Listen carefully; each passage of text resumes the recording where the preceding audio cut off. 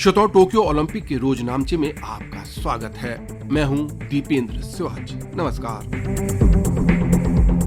28 जुलाई 2021 Tokyo Olympic में प्रतिस्पर्धाओं का 5वां दिन।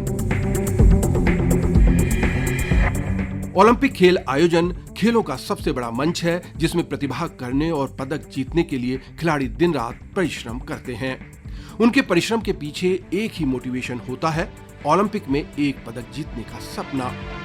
इतने सारे प्रतिभागियों में से कुछ के सपने पूरे होते हैं, बाकी के टूट जाते हैं। एक बहुत छोटी सी चूक भी पदक जीतने के सपने को तोड़ देती है। ऐसे में खेल प्रबंधन में अव्यवस्था, खेल अधिकारियों की मनमानी, प्रशिक्षकों तथा खिलाड़ियों के बीच मनमुटाव व मतभेद और इन सब के ऊपर उनके अहम, उनकी ईगो खिलाड़ियों और उनके प्रदर्शन पर कैसा असर डाल सकते हैं, इसे सहज ही समझा जा सकता है। फिलहाल भारत का 127 खिलाड़ियों का दल टोक्यो में प्रतिभाग कर रहा है और प्रतिस्पर्धा के 5वें दिन तक उनकी मुट्ठी में मात्र एक रजत पदक है।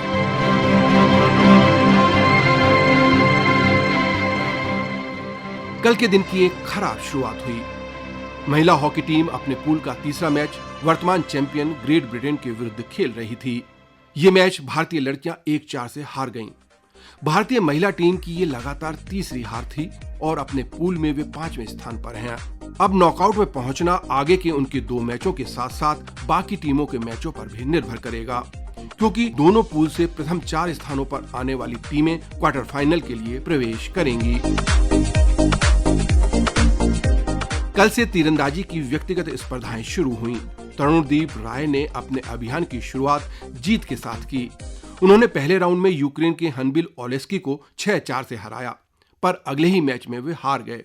प्री क्वार्टर फाइनल मैच में तरुणदीप इजराइल के इटेशैनी से शूट ऑफ में 5-6 से हार गए और पदक की दौड़ से बाहर हो गए। सबसे बड़ी उम्मीद भारतीय तीरंदाज प्रवीण जाधव ने जगाई। उन्होंने व्यक्तिगत स्पर्धा के पहले दौर में विश्व नंबर 2 रूस के गल्सन बाजारजपोव को सीधे सेटों में 6-0 से हराकर दूसरे चक्र में प्रवेश किया। लेकिन ये खुशी अधिक देर तक नहीं टिक सकी। दूसरे चक्र में उनका मुकाबला विश्व के नंबर 1 तीरंदाज अमेरिका के ब्रैडी एलिसन से था और प्रवीण जाधव ये मुकाबला सीधे सेटों में 0-6 से हार गए।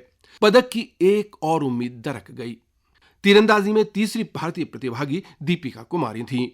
उनका पहला मुकाबला भूटान की कर्मा से था। यहाँ उल्लेखनीय है कि तीरंदाजी भूटान की संस्कृति का एक महत्वपूर्ण अंग है और ये भी कि कर्मा भूटान के लिए किसी भी खेल में क्वालिफाई करने वाली पहली खिलाड़ी हैं। अनुभवी और विश्व नंबर 1 दीपिका ने कर्मा को आसानी से सीधे सेटों में 6-0 से हरा दिया। दूसरे राउंड में अमेरिका की जेनिफर एम फर्नांडीज के साथ उनका कड़ा मुकाबला हुआ, जिसमें दीपिका ने 6-4 से जीत हासिल की। वे अब प्री क्वार्टर फाइनल में पहुंच गई हैं और उनसे पदक की उम्मीद बरकरार है। पदक की एक और उम्मीद बैडमिंटन में भी है, जिसे मजबूती से सिंधु आगे बढ़ा रही हैं। महिला एकल स्पर्धा में अपने पूल का दूसरा मैच भी कल सिंधु ने आसानी से जीत लिया। उन्होंने हांगकांग की चियुंग नगन यी को 21-9, 21-16 से हराया। अब वे प्री क्वार्टर फाइनल में पहुंच गई हैं। लेकिन पुरुष वर्ग में आज भारत की चुनौती समाप्त हो गई। पुरुष एकल स्पर्धा के ग्रुप डी के दूसरे मैच में साई प्रणीत नीदरलैंड के एम काजो से 14-21, 14-21 से हार गए। ये उनकी लगातार दूसरी हार थी और अब वे प्रतियोगिता से बाहर हो गए हैं। रोइंग की स्कल स्पर्धा में अर्जुन लाल और अरविंद सिंह फाइनल में पहुंचने में असफल रहे। वे सेमीफाइनल में 6ठे स्थान पर रहे और प्रतियोगिता से बाहर हो गए। उधर सेलिंग की युगल स्किप 49er स्पर्धा में वरुण ठक्कर और केसी गणपति की जोड़ी परसों पहली रेस में 18वें स्थान पर रहे थे। कल वे दूसरी रेस में 18वें स्थान पर, तीसरी रेस में 17वें स्थान पर और चौथी रेस में 19वें स्थान पर रहे। एक और बड़ी खबर बॉक्सिंग से आई।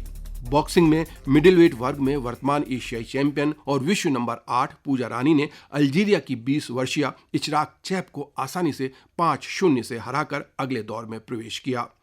जहां पुरुष वर्ग में तीनों मुक्केबाज अपने पहले ही दौर में मैच हार गए थे, वहीं महिला वर्ग में मैरी कॉम, लवलीना और पूजा तीनों ने अपने मुकाबले जीतकर क्वार्टर फाइनल में जगह बना ली है और अब वे तीनों ही पदक से सिर्फ एक जीत दूर हैं।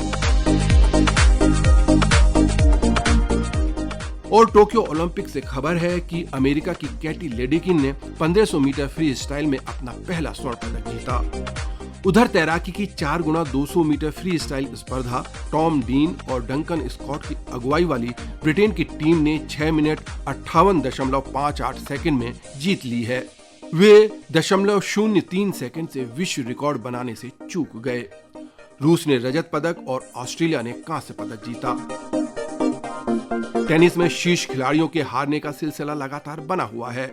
कल तीसरी वरीयता प्राप्त यूनान के स्टेफिनोस सिटसिपास को फ्रांस के यूगो हम्बर्ट ने 6-2, 6-7, 6-2 से हराकर बाहर कर दिया। लेकिन गोल्डन ग्रैंड स्लैम के लिए नोवाक जोकोविच का अभियान जारी है। वे क्वार्टर फाइनल में पहुंच गए हैं और यहां उनका मुकाबला जापान के केई निशिकोरी से होगा। रग्बी में फिजी ने अपना दबदबा बनाए रखा है और न्यूजीलैंड को हराकर अपना पिछला खिताब बरकरार रखा। इस स्पर्धा का कांस्य पदक अर्जेंटीना ने ब्रिटेन को 17-12 से हराकर जीता। तैराकी की 100 मीटर फ्री स्टाइल स्पर्धा में आरंभिक हीट में ऑस्ट्रेलिया की एमा मैकॉन ने 52.12 सेकंड का नया विश्व रिकॉर्ड बनाया। उधर चीन के शी जियोंग ने भारोत्तोलन की 73 किलोग्राम स्पर्धा में अपने ही विश्व रिकॉर्ड को बेहतर किया।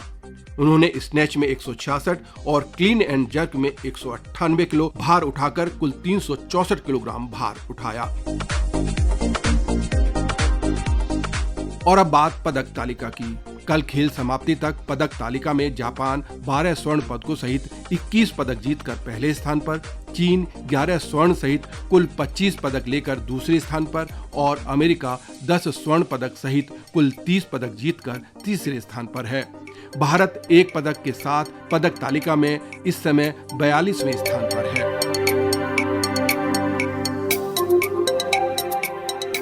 और हाँ, एक सलाम जर्मनी की महिला जिम्नास्टिक टीम को, जिसने जिम्नास्टिक की पारंपरिक बिकनी ड्रेस कोड को मानने से इनकार कर दिया है और फुल बॉडी ड्रेस पहनकर प्रतियोगिता में भाग ले रही हैं। उनका मानना है कि खिलाड़ियों को उस ड्रेस पहनने का अधिकार होना चाहिए और वो ड्रेस पहननी चाहिए जिसमें महिला खिलाड़ी सबसे ज्यादा कंफर्टेबल महसूस करें। दरअसल जब तमाम खेलों में बाजार के दबाव में महिलाओं के लिए सेंसुअस ड्रेस कोड निर्धारित किए जा रहे हैं, जर्मन महिला जिम्नास्टिक टीम का ये कदम बहुत ही महत्वपूर्ण है। और अंत में एक सलाम भारतीय बालाओं पूजा रानी, पुरसला सिंधु और दीपिका कुमारी को, जिनके मजबूत कंधों पर कल भारत की पदक की दावेदारी परवान चढ़ी। आज बस यहीं तक। अब दीपेंद्र सुवाच को इस कार्यक्रम से अनुमति दीजिए। नमस्कार।